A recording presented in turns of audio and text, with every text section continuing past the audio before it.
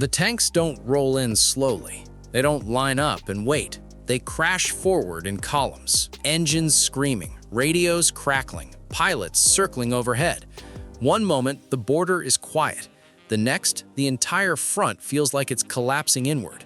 Roads clogged with refugees. Command posts go silent. Orders arrive too late to matter.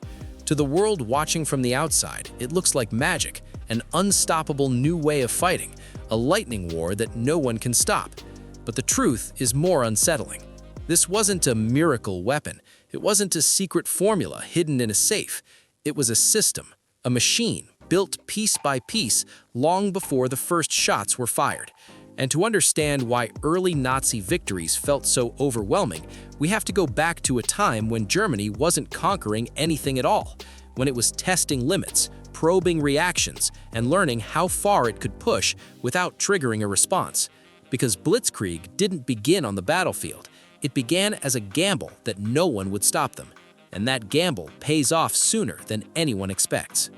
The rehearsal phase, breaking rules without starting a war.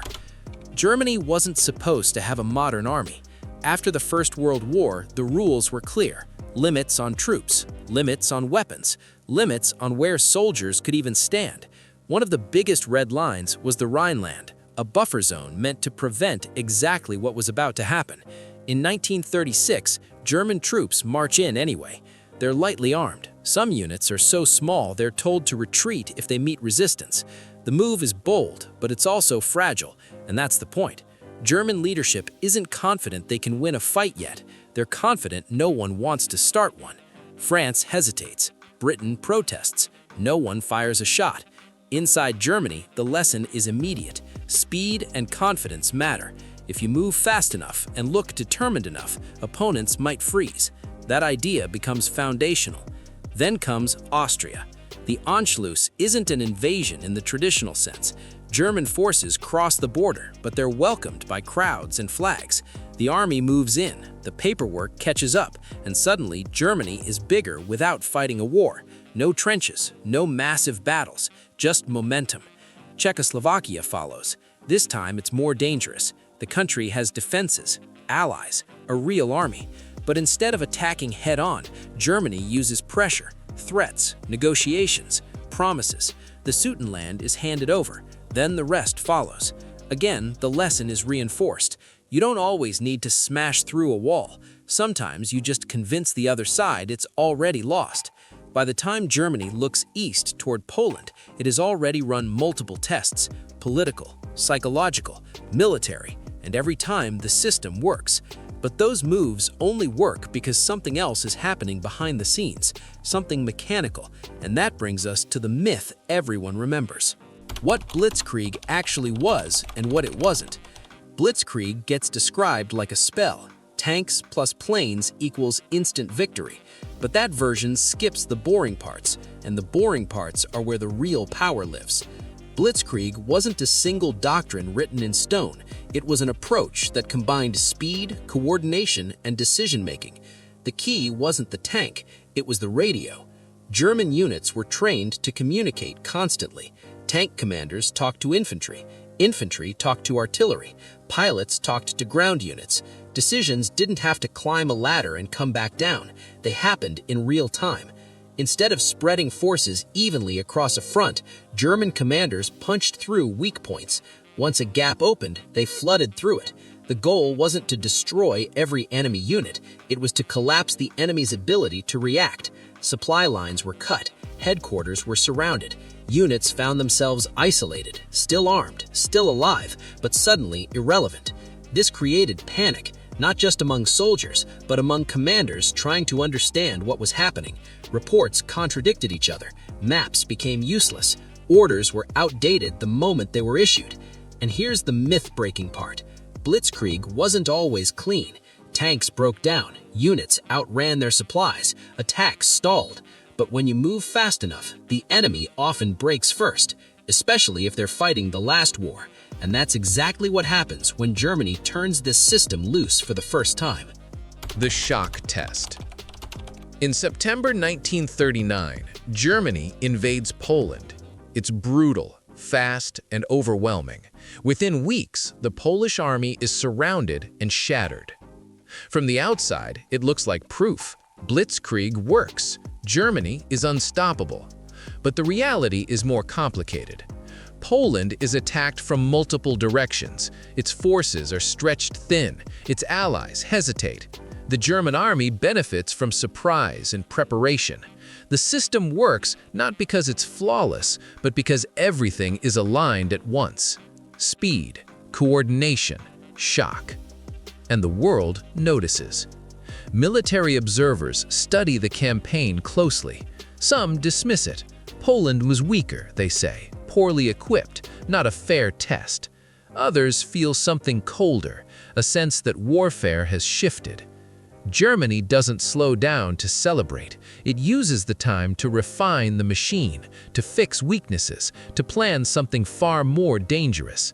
Because the real test isn't Poland, it's the West. And that's where the illusion of invincibility is truly born. The Low Countries, breaking expectations. Everyone expects Germany to attack like last time, straight into heavily defended positions, a grinding fight. Instead, German forces move through the Low Countries, Belgium, Netherlands, routes considered difficult, risky, unlikely. Airborne troops seize bridges, paratroopers land behind lines, defenders are forced to react instead of prepare. The goal isn't just territory, it's confusion. Enemy commanders don't know where the main thrust is. They don't know which reports matter. Units move to counter threats that vanish as quickly as they appear. And while attention is split, the real punch is forming elsewhere. Through the Ardennes, a region many believe tanks can't pass through quickly. Germany proves them wrong. By the time the scale of the breakthrough is understood, it's too late, and now the machine is moving at full speed. France, the collapse that shocked the world. France has one of the largest armies in the world, strong defenses, experienced officers, confidence. It falls in weeks. Not because French soldiers don't fight, many do, hard, but because the system they're part of can't keep up. German units cross the Meuse River, push forward relentlessly, and reach the coast. Allied forces are cut off, communication breaks down, command structures freeze. Every decision takes too long. Meanwhile, German commanders are encouraged to act independently, to exploit opportunities without waiting. This flexibility is terrifyingly effective against rigid systems. Paris falls. The armistice is signed. The world is stunned.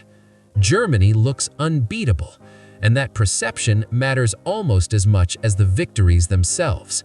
Because war isn't just fought with weapons, it's fought with belief. And now, belief is on Germany's side. But that belief comes with a cost, one that will show itself later. Why early victories created a dangerous illusion. Germany's early success feeds a narrative that Blitzkrieg is a perfect weapon, that speed can solve everything, that enemies will always collapse under pressure. Inside Germany, confidence turns into certainty. Risks feel smaller. Warnings feel unnecessary. The machine has worked before. Why wouldn't it work again? But Blitzkrieg depends on conditions, surprise, coordination, short campaigns, weak points. It struggles in long wars, against deep defenses, against enemies who adapt. The problem is early victories hide those limits. Opponents panic, neutrals hesitate, allies doubt themselves. Germany isn't just winning battles, it's shaping how the war is perceived. And that perception buys time. Time to expand, time to plan, time to make even bigger bets. But every machine built for speed eventually meets resistance, and when it does, the weaknesses become impossible to ignore. Which leads us to the final realization. Blitzkrieg didn't make Nazi Germany powerful on its own. It revealed what happens when preparation, opportunity, and hesitation collide. The early campaigns weren't proof of perfection, they were proof of timing.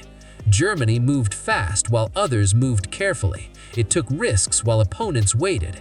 It built a system designed to overwhelm decision-making, not just defenses. And for a moment, it worked so well that it looked unstoppable.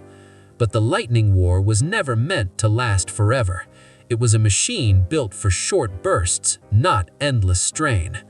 The tragedy is that the illusion of invincibility delayed the moment when that truth became obvious, and by the time the illusion shattered, the cost had already spread far beyond the battlefield.